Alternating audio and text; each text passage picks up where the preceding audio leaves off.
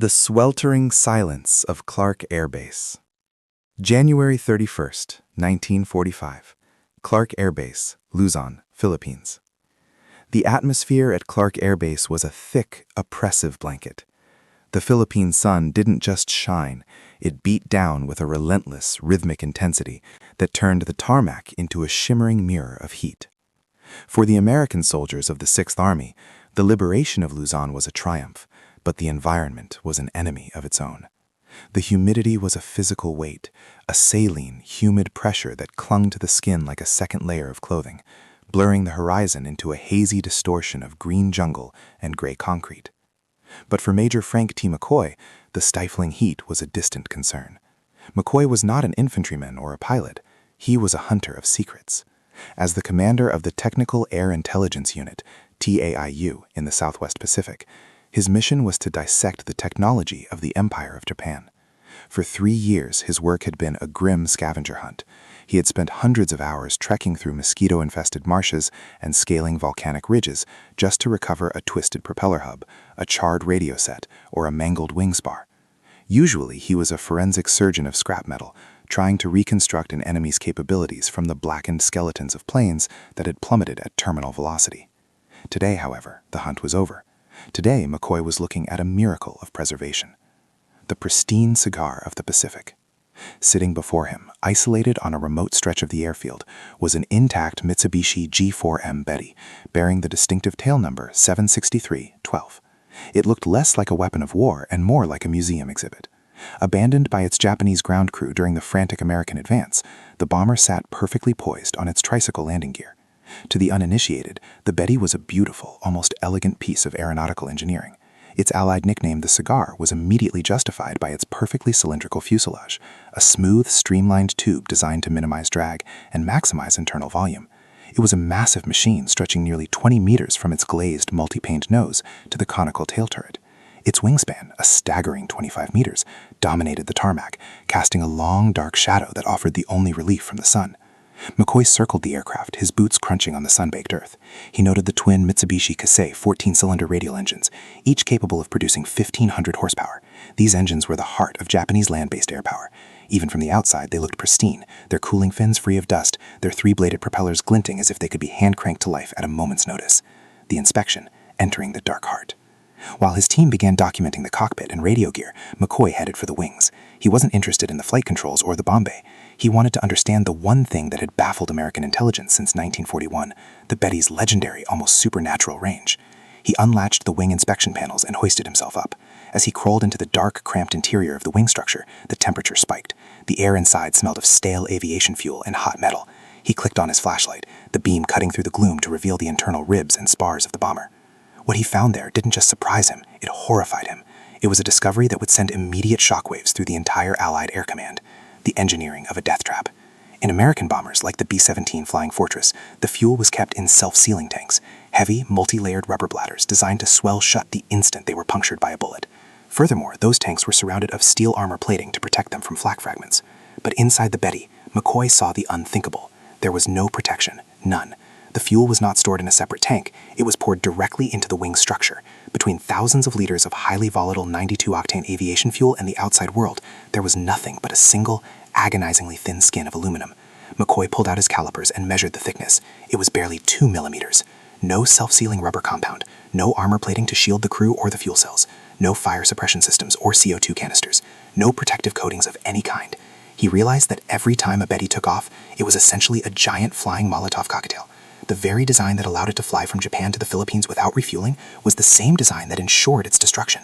It was a machine that prioritized performance so ruthlessly that it treated the lives of its 7-man crew as a secondary concern, a death penalty that the Japanese designers simply refused to pay, a philosophical demolition. In that silent, sweltering moment inside the wing of tail number 76312, Major McCoy understood the true nature of the enemy. The Betty was more than an airplane. It was a physical manifestation of a military culture that valued the mission over the man. Every assumption American pilots held, that the Japanese were technologically inferior or that their planes were shoddy, was dismantled. The Betty wasn't poorly built, it was brilliantly built to a terrifying standard. It was designed to hit hard and hit far, with the implicit understanding that the crew would likely never return.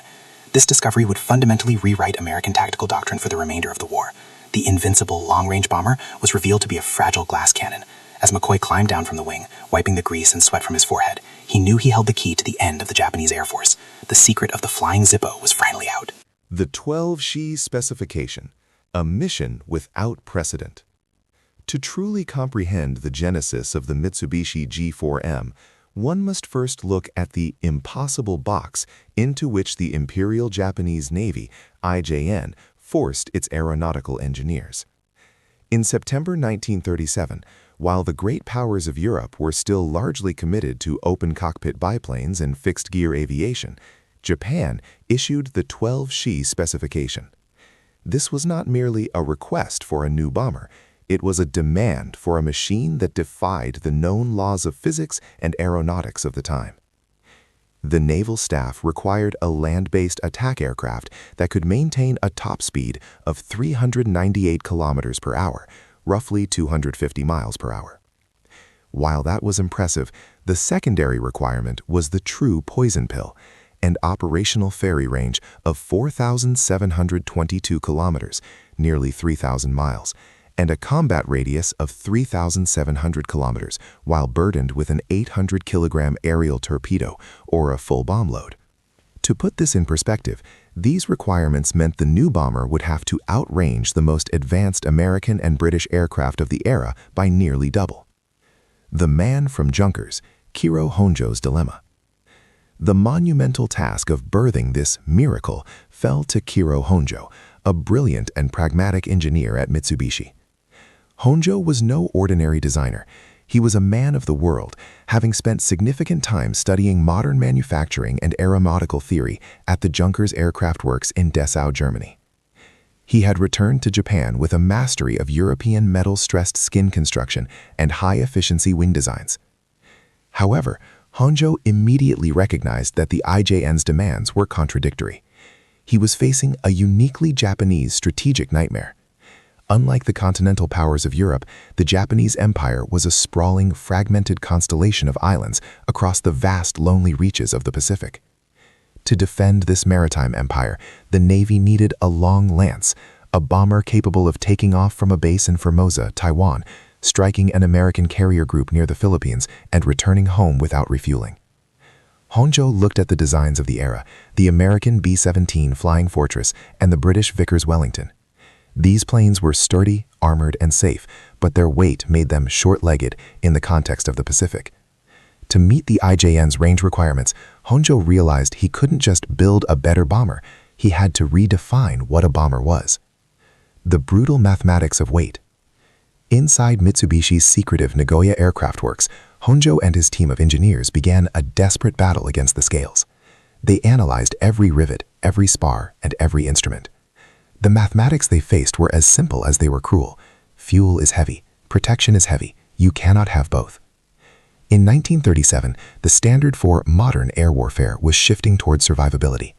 Western designers were obsessed with self-sealing fuel tanks. These were complex, multi-layered bladders made of raw and vulcanized rubber. When a bullet pierced the tank, the fuel would react with the rubber, causing it to swell instantly and plug the hole. It was a life-saving technology, but it came at a staggering cost. Honjo's team calculated that adding these tanks, along with the necessary internal framing to support them, would add over 500 kilograms, 1,100 pounds, of dead weight. Furthermore, adding armor plating, heavy steel sheets behind the pilot's seat and around the gunner's positions, would add hundreds more kilograms. Every gram of steel or rubber added was a gram of fuel that had to be left on the ground. For every kilometer of safety they added, they lost 2 kilometers of reach. The fateful compromise, the integral tank. After months of deliberation, Honjo reached a crossroads. He could tell the Navy that their requirements were impossible, or he could make a deal with the devil. He chose the latter. Honjo proposed a radical design, the integral fuel tank. Instead of placing protected tanks inside the wing itself would become the tank. The hollow spaces between the main structural spars would be sealed and filled directly with high-octane aviation fuel. This maximized every cubic centimeter of volume and eliminated the weight of separate containers and protective rubber. To the Imperial Navy, the results were intoxicating. By sacrificing protection, Honjo had delivered an aircraft that exceeded every performance metric. It was fast, it was sleek, and its range was unparalleled in the world. The Navy officers were delighted. They saw a weapon that could strike from the shadows of the horizon, long before an enemy fleet even knew they were under threat. The birth of a flying torch. The result was a masterpiece of aerodynamic efficiency and a nightmare of combat vulnerability. The fuel was now separated from the outside world by a skin of aluminum no thicker than a few stacked coins. There was no CO2 fire extinguishing system to blanket the tanks, no armor to deflect shrapnel, and no rubber to seal a leak. Kiro Honjo had met the specification. He had built the impossible bomber, but in doing so, he had inadvertently designed a flying torch. The very fuel that gave the Betty its legendary reach was now its greatest enemy. While the IJN celebrated their new Type 1 land-based attack aircraft, Honjo knew the truth. If a single American incendiary bullet found its way into those massive, unprotected wing tanks, no amount of pilot skill would be able to stop the inevitable, localized sun that followed. The stage was set. The Betty would open the war as a predator of the high seas, but because of the choices made in the halls of Nagoya, it was destined to end the war as the most tragic victim of its own success. The Predator Unleashed, December 8, 1941. For the first 6 months of the Pacific War, the gamble taken by Kiro Honjo and the Mitsubishi design team looked less like a dangerous compromise and more like a masterstroke of military genius. The G4M Betty was no longer a theoretical concept on a drafting board in Nagoya, it was a terrifying reality of the skies. The world changed on December 8, 1941. While the shockwaves of the attack on Pearl Harbor were still reverberating across the globe, and the smoke from the sunken battleships of Battleship Row was still thick in the Hawaiian air, the Betty was preparing for its own grand entrance. On airfields across Formosa, modern-day Taiwan, the high-pitched whine of 164 Mitsubishi Kasei engines filled the morning air. 82 G4M Betty bombers, alongside their older cousins, the G3M Nels, lifted off and banked toward the south. Their objective was Clark Field, the crown jewel of American air power in the Philippines, and the very ground where years later the derelict tail number 76312 would be found. The massacre at Clark Field. The Japanese formations arrived over the Philippines at exactly 12:35 p.m. They moved with a chilling, mechanical grace. Flying at a steady 20,000 feet, the Bettys were positioned in a high-altitude sweet spot, far above the effective range of the antiquated American 3-inch anti-aircraft guns and beyond the reach of the few P-40 Warhawks that had managed to scramble. What followed was not a dogfight, but a clinical execution. For 45 minutes, the sky rained destruction. The Bettys dropped hundreds of high-explosive bombs with devastating accuracy, shredding the runways and turning the hangars into infernos. On the ground, the Americans were helpless. Lieutenant James Harrington, an American pilot who survived by diving into a slit trench, later described the scene with a mix of horror and professional respect. What struck me was how they came in. Perfect formation, high altitude, totally beyond our reach. We couldn't get a single plane airborne. They looked like silver toys in the sky, but the destruction they wrought was absolute. They departed untouched, as if they were merely on a training exercise. By the time the last Betty banked back toward Formosa, the backbone of the Far East Air Force had been snapped. Of the 17 prized B-17 flying fortresses stationed at Clark, 12 were smoldering wreckage. The Americans were stunned not just by the violence, but by the logistics. The Japanese had flown 460 miles to reach the target, a distance that in 1941 was considered impossible for a sustained bomber strike. The sinking of Force Z, a paradigm shift. If Clark Field proved the Betty could destroy an air force, what happened 2 days later on December 10, 1941, proved it could destroy an empire's naval pride. In the South China Sea, off the coast of Malaya, moved Force Z, a British naval task force centered around the battleship HMS Prince of Wales and the battlecruiser HMS Repulse. The Prince of Wales was one of the newest and most modern battleships in the world, a floating fortress designed to withstand the heaviest shells of the German or Japanese navies. The British Admiralty believed that air power was a secondary threat to capital ships. They were wrong. A formation of G4Ms carrying the lethal Type 91 aerial torpedo intercepted the fleet. These torpedoes were a technological marvel in their own right, equipped with specialized wooden aerodynamic fins that allowed them to be dropped into shallow waters without burying themselves in the seabed. The death of the battleship. The Betty crews executed their attack with surgical precision that stunned British observers. They didn't just drop their weapons, they coordinated their runs to strike the ships from multiple angles simultaneously, overwhelming the vessel's anti-aircraft gunners. The Prince of Wales, a 43,000-ton behemoth, took 6 torpedo hits. The explosions ripped through its hull, flooding the engine rooms and knocking out the electrical power. The Repulse, more agile but less armored, evaded 19 torpedoes before finally being caught by a pincer attack that slammed 4 more into its side. The engagement lasted less than 2 hours. By 1:33 p.m., both ships had vanished beneath the waves. 841 British sailors, including Admiral Sir Tom Phillips, were lost. It was the first time in history that capital ships, actively defending themselves at sea, were sunk solely by air power. The age of the battleship is over. The age of the long-range land-based bomber had begun. The shadow over the Pacific. Throughout the early months of 1942, the Betty became the most feared symbol of Japanese military expansion. Its range allowed it to dominate the empty spaces of the Pacific in a way no other aircraft could. The raid on Darwin. In February 1942, Betty struck Darwin, Australia, flying from bases in the East Indies, striking a target the Australians believed was safely out of range. The New Guinea campaign. They hit Port Moresby repeatedly, crossing the treacherous Owen Stanley mountain ranges with ease, maintaining a constant pressure that the Allied forces struggled to counter. The Solomon Islands. They projected power over 600 miles from the stronghold of Rabaul to the fledgling American airstrips on Guadalcanal. In this golden age of the G4M, Honjo's design seemed vindicated. The lack of armor didn't matter because the Allied fighters, the P-39s and F-4Fs, simply couldn't catch them or climb high enough to intercept them before the bombs were away. For a brief shining moment, the Flying Cigar was the king of the Pacific. But as the calendar turned to mid-1942, the strategic environment was changing. The Americans were not just building more planes, they were building better planes and developing new tactics. The very reach that made the Betty famous would soon lead its crews into a trap from which there was no escape. The predator was about to become the prey. The end of invisible protection. By mid-1942, the strategic environment of the Pacific was undergoing a violent transformation. For the first 6 months of the conflict, the Mitsubishi G4M Betty had relied on 2 invisible layers of armor: extreme range and superior altitude. In the early days, Japanese commanders could launch strikes from distant island sanctuaries, safe in the knowledge that no Allied fighter had the endurance to intercept them halfway, or the engine power to reach them at 20,000 feet. But as the American industrial machine began to find its gear, this technological gap closed with terrifying speed. The agile but aging F-4F Wildcat, which had struggled to catch the Betty, was being supplemented and eventually replaced by the F-6F Hellcat and the F-4U Corsair. These new Predators featured 2-stage superchargers and massive 2,000 horsepower engines. Suddenly, the Betty's high-altitude sanctuary was gone. The invisible protection had evaporated, leaving the G4M exposed for exactly what it was: a high-performance machine with a glass jaw. The anatomy of a localized supernova. As aerial engagements became more frequent, American and Australian pilots began to notice a recurring, disturbing phenomenon. When they engaged German bombers in Europe, like the Heinkel HE-111, the aircraft were rugged. They took hundreds of rounds, leaked fuel, smoked, and often limped back to base. But the Japanese G4M was different. It didn't just go down.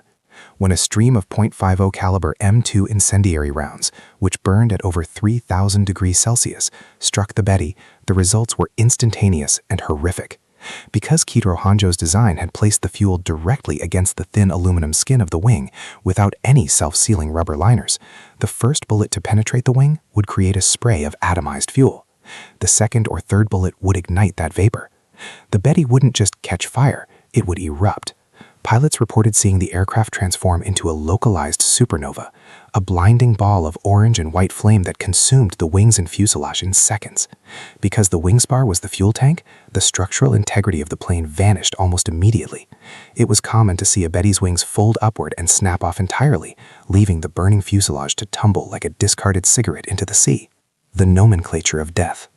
The grim efficiency with which the Betty burned led to a dark, comedic vocabulary among Allied aircrews. The nicknames that circulated through the ready rooms of American carriers and the mess halls of Henderson Field were a testament to the aircraft's fatal flaw. The one-shot lighter, a reference to the ease with which it ignited. The flying Zippo, named after the famous cigarette lighter whose slogan was, "It works the first time, every time." The flying cigar, a double entendre referring to both its cylindrical shape and its tendency to glow red at the tip before turning to ash. To the Japanese crews, these weren't just nicknames, they were a death sentence. They flew into combat knowing that their survival didn't depend on their skill as pilots, but on the statistical probability of not being hit by even a single stray tracer. The Guadalcanal slaughterhouse. The true tragedy of the Betty design was laid bare during the Guadalcanal campaign in the latter half of 1942. This was a war of attrition that the G4M was fundamentally unsuited to fight. On August 8, 1942, a massive formation of 23 Bettys from the 4th Air Group departed Rabaul to strike the American beachhead. They were intercepted over Savo Island by a swarm of wildcats.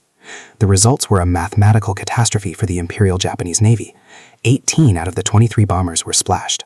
In a single afternoon, Japan lost approximately 120 of its most elite, highly trained aviators, men who had spent years training in the long land style of aerial torpedo attacks. These were veterans of the Clark Field and Force C engagements, and they were replaced by green recruits who had even less chance of surviving. Because of the lack of self-sealing tanks, there was no middle ground. In American units, a B-17 might return with 300 bullet holes and 3 engines out, but the crew would walk away. In Japanese units, a single minor hit from a lone fighter could result in a 100% casualty rate for the 7-man crew. The hunter's perspective, easy meat. The legendary American ace, Lieutenant Commander John Thomas Blackburn, commander of the famous Jolly Rogers VF-17, summarized the tactical reality of facing the Betty. First time we caught a Betty formation, we couldn't believe how easy they went down. Hit them anywhere along the fuselage or wings and they'd explode. We didn't fear them. We actively hunted them. We recognized them as the most vulnerable targets in the Pacific skies. To us, they weren't bombers. They were easy meat. As 1942 drew to a close, the Imperial Japanese Navy realized that the goddess of range was demanding a blood sacrifice they could no longer afford. They had built an aircraft to win a short, decisive war of surprise. Now that they were locked in a long, brutal war of attrition, the Betty's brilliance had become its own executioner. Operation Vengeance, a death sentence written in code. The most dramatic and consequential testament to the G4M Betty's structural fragility occurred not during a massive fleet engagement, but in a focused, surgical strike on April 18, 1943. It was a day that changed the course of the war and proved that no amount of prestige could protect a man inside a flying lighter. The operation began in the silent rooms of American naval intelligence. Allied codebreakers, working under Operation Magic, intercepted a high-priority Japanese transmission. The decrypted text revealed a gold mine. Admiral Isoroku Yamamoto, the commander-in-chief of the combined fleet and the strategic mastermind behind the attack on Pearl Harbor, was planning a frontline inspection tour of the Solomon Islands. The schedule was precise down to the minute. Yamamoto, known for his punctuality, would be flying from Rabaul to Balale Airfield on Bougainville.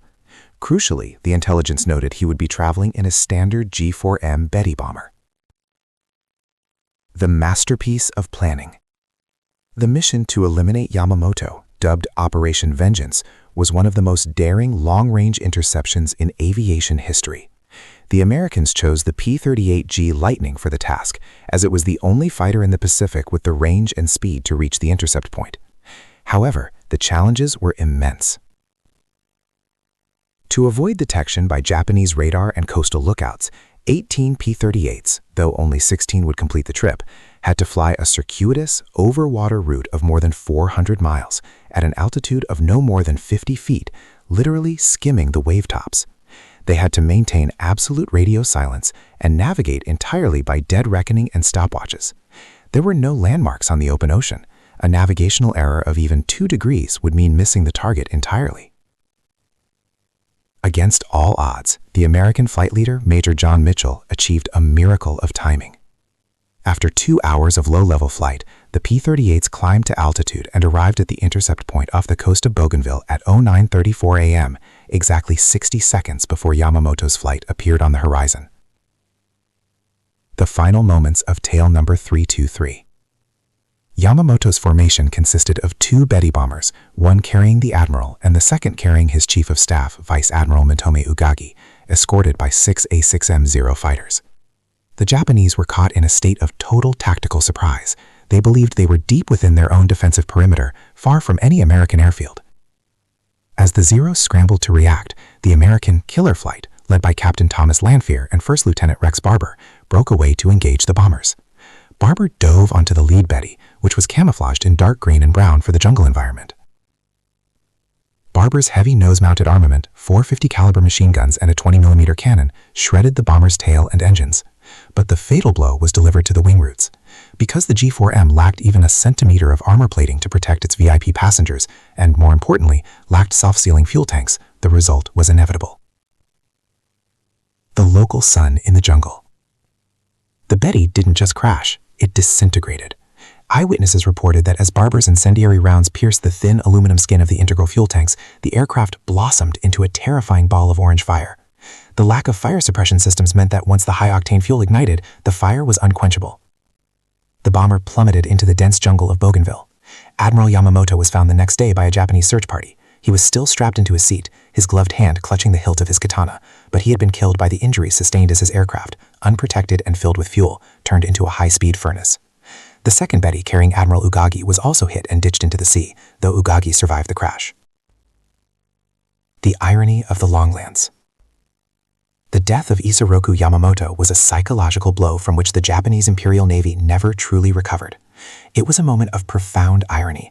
The most important military commander in Japan, a man who had advocated for the Longland strategy of striking from extreme distances, had been brought down by the very engineering compromises required to achieve that distance.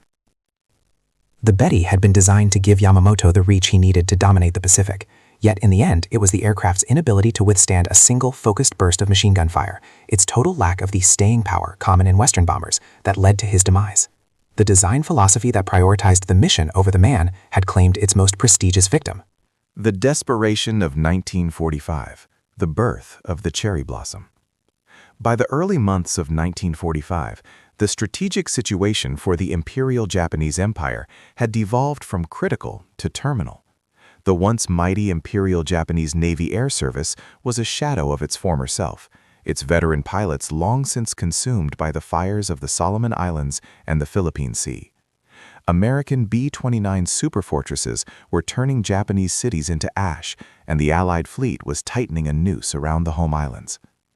In this atmosphere of existential dread, Japanese high command turned to the special attack, kamikaze, doctrine as their final hope.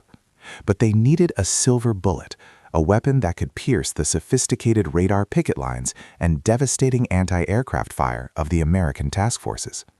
The result was the Yokosuka MXY-7 Oka, meaning cherry blossom.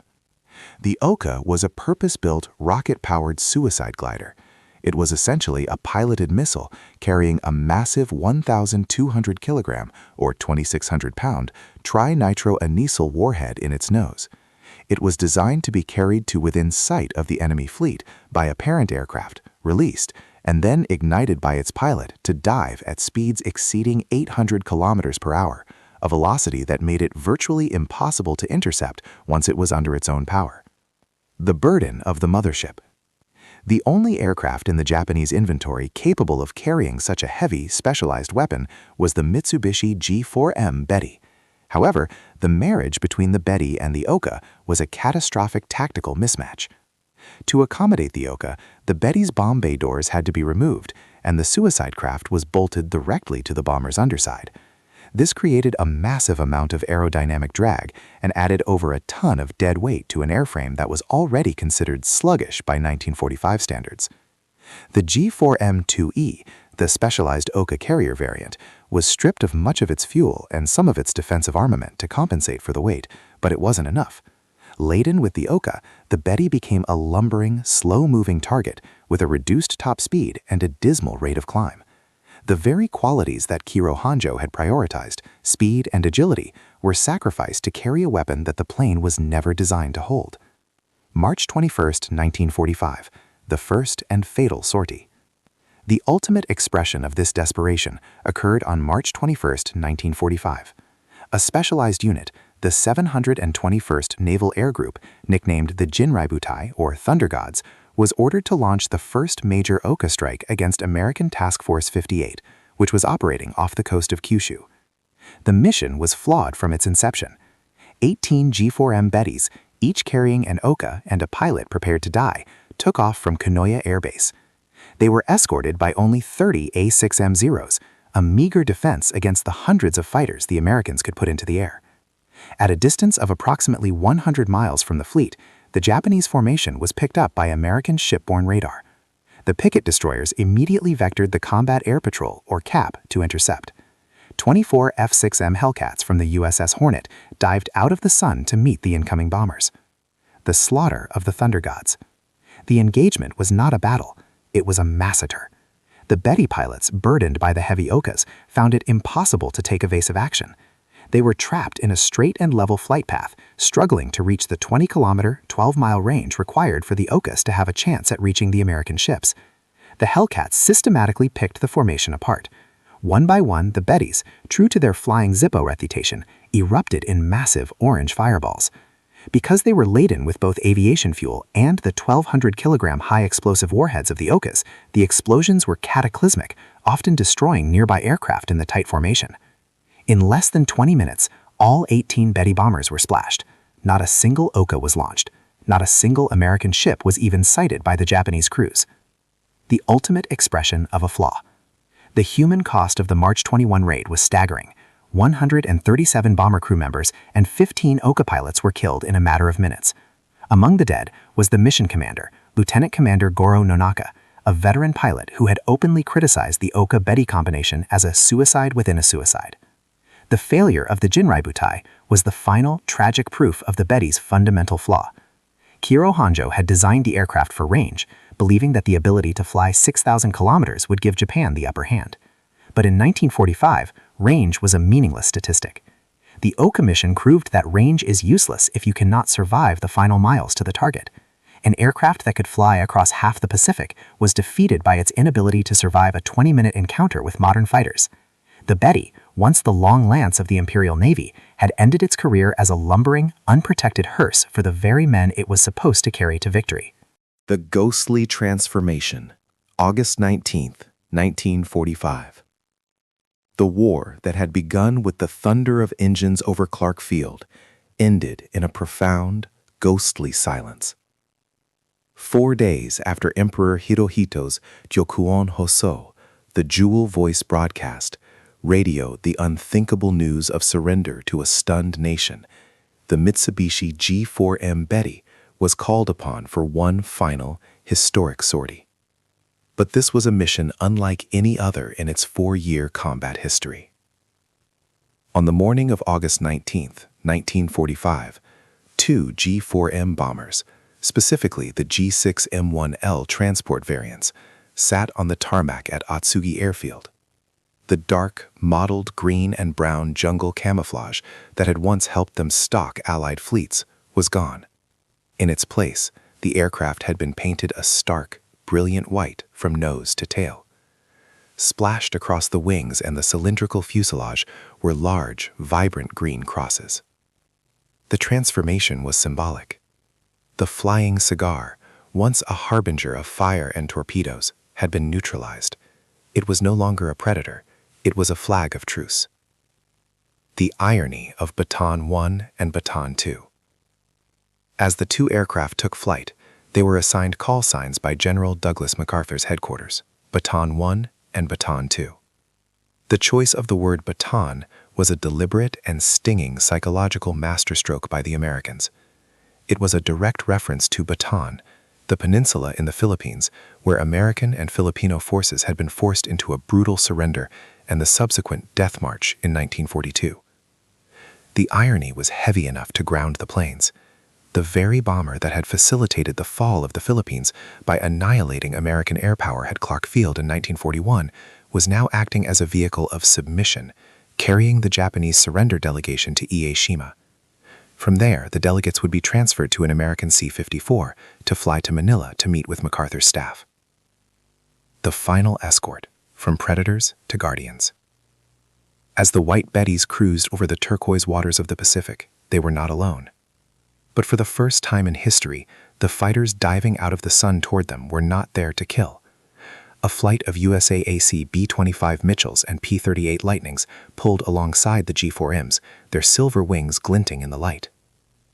The American pilots, many of whom had spent years trying to ignite the flying Zippos, now found themselves acting as guardians for their former enemies. They flew in tight formation, escorting the white bombers toward the small island of Ieshima. For the Japanese crews inside, the sight of the P-38s, the same twin-tailed devils that had claimed the life of Admiral Yamamoto, flying peacefully off their wingtips, was the ultimate confirmation that their world had ended. The statistics of attrition. The production history of the Mitsubishi G4M is a record of a nation's rising ambition and subsequent hollowed-out desperation. Between 1941 and 1945, Mitsubishi's factories produced approximately 2,400 Bettys. It was Japan's most produced and most utilized land-based bomber. Yet by the time the ink dried on the surrender documents aboard the USS Missouri, the vast majority of that fleet had ceased to exist. The graveyard. Thousands of G4Ms lay at the bottom of the Iron Bottom Sound, were buried in the jungles of New Guinea, or sat as charred, skeletal remains on the islands of the Central Pacific. The survivors, only a handful of flyable Bettys remained in the home islands, most of them grounded by a lack of fuel or spare parts. A tale of two philosophies. The story of the Betty is ultimately a story of two diametrically opposed military philosophies. The American philosophy, embodied by the B-17 Flying Fortress, was built on the concept of the investment. An American pilot took months, even years, to train. He was an asset more valuable than the airframe he flew. Therefore, the B-17 was heavy, armored, and equipped with multi-layered self-sealing tanks. It was slower than it could have been, and it carried less fuel than its size suggested, but it had staying power. It was designed to absorb fire and bring its crew home. The Japanese philosophy, embodied by the G4M Betty, was built on the concept of the long lance. It was a weapon of the decisive battle, a machine designed to strike first, strike hard, and strike from a distance that prevented the enemy from retaliating. Kido Honjo's weight-saving designs were a work of engineering genius, but they were predicated on a fatal assumption, that the war would be short and that Japanese pilots would always maintain the initiative. The cost of performance. Japan's choice to prioritize range over survivability resulted in a catastrophic brain drain. Because the Betty burned so easily, Japan lost its most experienced aviators, the heroes of the early war, in a matter of months. When an American B-17 was shot up, the crew often bailed out or ditched and survived to fly again. When a Betty was hit, the 7-man crew almost always died in the ensuing inferno. By 1943, Japan had run out of veterans. By 1944, they were sending boys with 30 hours of flight time into combat. The flying Zippo didn't just consume fuel, it consumed the very future of the Imperial Japanese Navy Air Service. The 2mm failure. When Major Frank T. McCoy stood on the tarmac at Clark Field and measured that 2mm thick aluminum skin on tail number 763-1, he wasn't just looking at a technical flaw. He was looking at the reason the Japanese empire collapsed. The Japanese had built a weapon of incredible reach, but they had forgotten the most fundamental rule of a long war. You cannot win a war of attrition if your weapons are designed to be consumed. The Betty was a magnificent aircraft that asked its crews to die for its range. It was the ultimate expression of capability without protection, a brilliant silver cigar that ignited the very fire that eventually consumed the rising sun. In the end, the nation that valued the life of the pilot outlasted the nation that valued the reach of the plane. And as the white Bettys etched down at Ie Shima, the flying lightning finally went out, leaving behind a legacy of fire, tragedy, and a warning to all future architects of war. Performance means nothing if your crew cannot survive the fire.